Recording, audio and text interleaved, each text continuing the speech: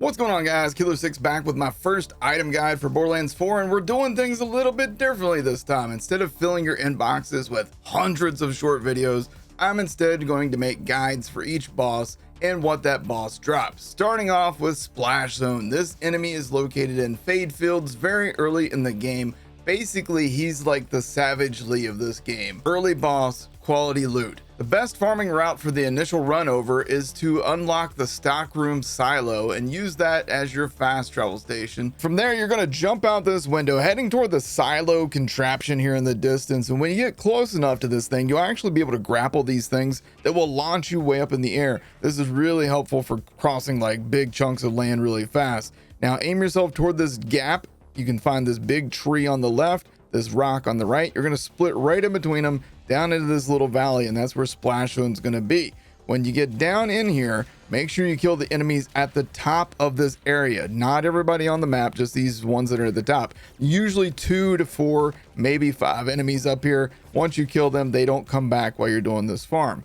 Then go over to the Moxie's Encore machine and the ammo machine. Make sure you refill your ammo, sell all your junk, hit the Encore machine. Then you're jumping across the gap. Here's Splashzone. This is a level 50 Splashzone. As you can see with my Rafa build, we make really quick work of him. But even at level 6, when you would encounter him during the story, he's not going to be that bad. So just keep that in mind. This is a great farm for XP, great farm for some blues and the purples. Make sure that anything that you don't want, you use the pickup as trash option. And then when you jump back across this gap, you just come back over to the machine, you re-trigger your Encore machine, and you sell all trash, refill your ammo, jump back across, rinse and repeat. Splashzone has 3 dedicated drops in his loot pool. All 3 have their own chance to drop on every kill, each with their own drop chance. We currently don't know those drop rates, but I'll keep you posted if we find out, so check the pinned comment for updates. Don't be scared away by the boss having multiple drops. This is not like Borderlands 3 where loot pools are overfilled. These bosses in Borderlands 4 can drop all of their items in one run if you get lucky enough. I will include chapters in this video for each of his drops just in case you want to skip to a particular item. Up first is a weapon called the Lead Balloon. This is a Torgue shotgun with gold text that reads lightweight. Projectiles float upward and spawn child projectiles upon exploding. The red text reads, for a brick, he flew pretty good, which is a Halo reference. Base damage on the one that I got here is 1614 by 3 with 73% accuracy, 2.2 second reload speed, 2.4 second fire rate, and a 10 round mag. This works out to be a 4795 DPS stat according to the card, but that does not take into account the real power of this weapon, secondary firing mode. As long as you roll one that has Torgue sticky rounds as the alt fire, then you have a solid early game weapon that can hold you for a while. Even better though, look for one with Jacob's license parts so you can ricochet sticky crits to other enemies. Probably a tough farm for that specific role, and I haven't gotten one yet, but could be a lot of fun. As for the normal gimmick of this weapon, it shoots out 3 gyro jets that explode on contact with surfaces or enemies, or you can shoot it above enemies and have the child projectiles rain down on their head. I've tried to make this effect as strong as possible, aiming low so the initial explosion hits enemies and then the child projectiles do too, but it just feels underwhelming compared to just using sticky rounds and deleting health bars. Overall, this is a solid early game weapon. If you enjoy the Torgue sticky mechanics, definitely worth picking up. Up next in Splashzone's loot pool is the Jelly Grenade Ordnance. Manufactured by Ripper, the gold text reads self-replicating, but it doesn't actually expand on what that means. More on that in just a second. The red text is short for Jellifer, and I'm not sure what this reference is, so if you know, leave a comment down below. The stats on this one at level 50 are 8-second cooldown for the 4 charges. Damage is nice at 4,949. The radius is 325, and this one is corrosive, and I believe it's available in every element. This one also rolled with concussive as an option to knock back enemies. The gimmick of this grenade is really cool. When you press the grenade button, it summons your grenade and kind of just floats there for a second, and then you punch it toward wherever you're looking. You don't have to manually do this. Just hitting the grenade throw button does this entire sequence of events on its own. I'm just letting you know how cool the effect is. It then explodes with splash damage of the grenade's element type and then immediately replicates itself, flying off, hitting another surface and replicating again. This makes it a decent grenade for mobbing in high density areas as it will hit many enemies with minimal effort. Now initially when I first started using this grenade, I didn't really quite understand how strong it actually was. In the hands of both Rafa and Harlow, maybe even Amon, maybe even Vex, I don't really know yet because I haven't been able to play everybody. I can only play Rafa so far, but in the hands of Rafa, I can tell you this thing does some crazy splash damage.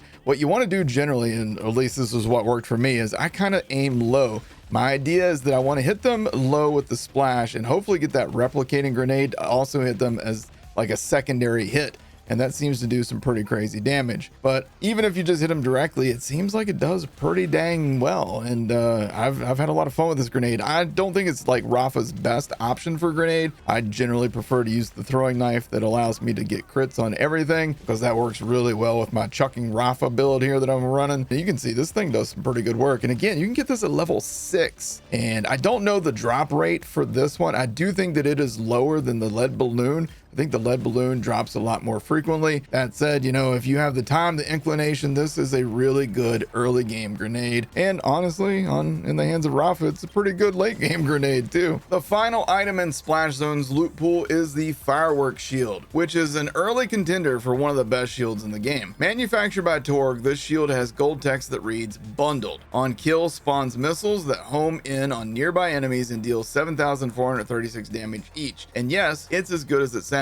The red text reads "Maybe one more," which is a reference to another Gearbox published game, Risk of Rain 2, which is another favorite of mine. Maybe one more is a challenge in Risk of Rain 2 that you complete by duplicating the same item 7 times in a row with a 3D printer. The stats on mine are 9,867 capacity, 3 armor segments, and 26% armor damage reduction. But those stats can vary depending on what yours rolls with. Mine also has 15% radiation resistance, and I believe it can roll with all of the different elements individually as different resistances. It also applies that damage to the missiles that it spawns. While you don't get 7 duplicates like the Risk of Rain reference, it does always come with a missile swarm effect, and you always get 3 missiles that come out, but you can roll a wide variety of other bonuses to further increase the usefulness of the shield. Mine, for example, has the bladed bonus, which on armor segment filled grants 13% bonus gun damage for 5 seconds. So let me show you what it does. As you can see, killing an enemy causes missiles to appear from where you killed that enemy, flying off, homing in on the nearest enemy, doing shield element splash damage. This shield is amazing. I highly recommend this as an early game farm to add some decent bonus damage to your build. And just like the Jelly, this one seems to do some crazy splash damage. So again, great in the hands of Rafa, who has all those kind of perks when you're dealing indirect damage. Probably great on Harlow as well. Again, I haven't got a chance to play her, so I don't know. So that's my Splashzone boss farming guide covering the lead balloon, jelly grenade, and firework shield. Be sure to leave a like if this video helped you with this farm and better understanding of these items. Hit subscribe for more item guides, playthroughs, top 10s, and more. Thanks for watching, guys. Take care.